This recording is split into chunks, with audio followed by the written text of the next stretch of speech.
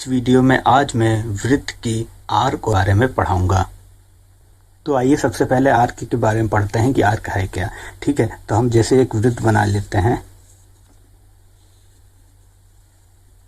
ये एक वृत्त है, इसका सेंटर हम ओ बना लेते हैं कि ये इसका सेंटर है। तो चाप क्या होता है? ये जो सरकमफ्रेंस यानी परिधि दिख रही है, परिधि का एक छोटा सा भाग, उसको ही हम चाप कहते हैं। मान लेते हैं ये परिधि का ये पॉइंट और ये पार्ट, इसको हम ए मानते हैं पॉइंट और इसको बी मानते हैं। ठीक है, तो ये जो पार्ट बन रहा है ए बी, ये जो पार्ट बन रहा है जिसको मैं थोड़ा सा डार्क कर दूं,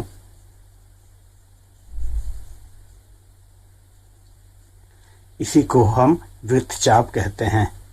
तो प्रत्येक वृत्तचाप सेंटर पे एक एंगल बनाता है, एक कोण बनाता है। तो वो कोण भी बना लेते हैं, कितने अंश का बना रहा है। मान लेते हैं कि थीटा अंश का कोण बना रहा है सेंटर पर।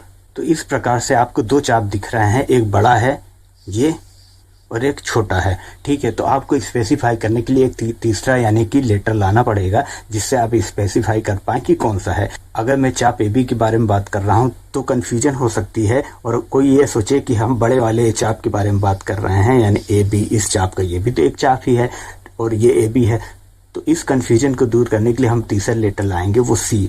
अगर मैं अब कहूँ चाप ए सी बी तो क्लियर है कि हम इसी चाप के बारे में बात कर रहे हैं, इसकी बात नहीं कर रहे हैं। अगर मैं यहाँ कोई लेटर डी रख देता हूँ और ए डी बी कहूँ तब इस चाप के बारे में बात हो रही है। ये क्लियर है। अब मैं ए सी बी कहूँगा तो हम क्लियर है कि इस चाप के बारे में बात हो रही है। अब इस चाप का क्या निकाल सकते हैं? ये जो लंबाई है इस चाप की टोटल, ये हम आसानी से निकाल सकते हैं। वो कैसे निकालेंगे, आइए वो निकालते हैं। तो आइए समझते हैं। अगर मैं लाइन ओ ए को फिक्स कर दूं और ओ बी को थोड़ा यानी बढ़ाते जाऊं, ऐसे ही बढ़ा के यहाँ ले आऊं और ले आके यहाँ टच कर दूं, तो ये एंगल जो थीटा है ये बढ़ते जाएगा और कितना हो जाएगा, ये लाइन यहाँ से स्टार्ट हुई मान लीजिए और फिर यहीं आके मिल गई। तो टोटल कितना चक्कर लगाया इसने? 360 डिग्री का चक्कर लगाया। और 360 डिग्री का चक्कर लगाने पर ये आर्क की वैल्यू भी बढ़ती जाएगी। अभी तक आर्क यहाँ है कि ये थीटा एंगल है, अगर ये आर्क यहाँ हो जाएगा तो ये आर्क थोड़ी लंबी हो गई, थीटा का एंगल भी बढ़ जाएगा। फिर आर्क यहाँ तक पहुंचेगी तो आर्क की लंबाई ये हो जाएगी और थीटा का एंगल बढ़ जाएगा। तो मतलब मैं ये कहना चाह रहा हूं कि जब एंगल पूरी तरीके से घूम के 360 डिग्री घूम जा रहा है तो ये आर्क टोटल कितना कवर कर रहा है, वो वृत्त की परिधि के बराबर कवर कर रहा है। ये क्लियर है। मतलब कि वृत्त के 360 डिग्री एंगल से कितना यानी कि परिधि कवर हो रही है, यानी कितना आपको चाप का लंबाई मिल रही है, वो मिल रहा है 2 पाई आर। और 2 पाई आर क्या होता है? वृत्त का टोटल परिधि होती है कि टोटल परिधि कितना है। मतलब कि एंगल अगर 360 डिग्री टर्न करेगा तो कितना चाप कवर करेगा? 2 पाई आर का चाप कवर करेगा। तो अगर मुझे 1 डिग्री का निकालना है तो कैसे निकालूंगा? अगर 1 डिग्री कवर करे तो कितना बनाएगा? वो बनाएगा 2 पाई आर बटा 360, इतनी लंबाई का चाप बनाएगा। ठीक है, और मुझे क्या निकालना है? थीटा डिग्री से कितना चाप बन रहा है ये निकालना है। तो मैं थीटा डिग्री से निकालूंगा। तो थीटा डिग्री से कितना चाप बनेगा? वो होगा थीटा गुणे 2 पाई आर बटा 360। अब इसको थोड़ा सिंप्लीफाई करके आसानी से लिख लेंगे तो वो क्या हो जाएगा?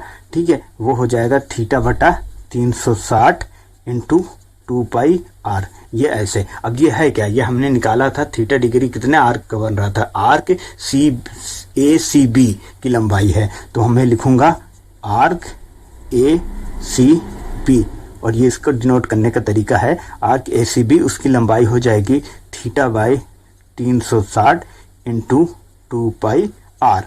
क्लियर है? तो इस फार्मूले की मदद से आप आसानी से कोई भी चाप हो उसका अगर एंगल दे रहा हो कि चाप सेंटर पे एंगल कितना बना रहा है, वो एंगल पता हो तो आप आराम से उस चाप की लंबाई ज्ञात कर सकते हैं। अगर आपको एंगल का मान रेडियन में दिया हो तो वो कैसे निकालेंगे? तो वो हो जाएगा थीटा इंटू आर। अगर कोण का मान रेडियन में दिया है तो आप अगर आर्क की लंबाई निकालना चाहें तो एंगल का जो रेडियन में एंगल दे रहा है उसका वृत्त की त्रिज्या से गुणा कर देंगे तो हम आर्क की लंबाई आराम से निकाल लेंगे। तो ये हमारा टोटल फार्मूला है जिससे आपको किसी भी आर्क की लंबाई निकालनी होगी।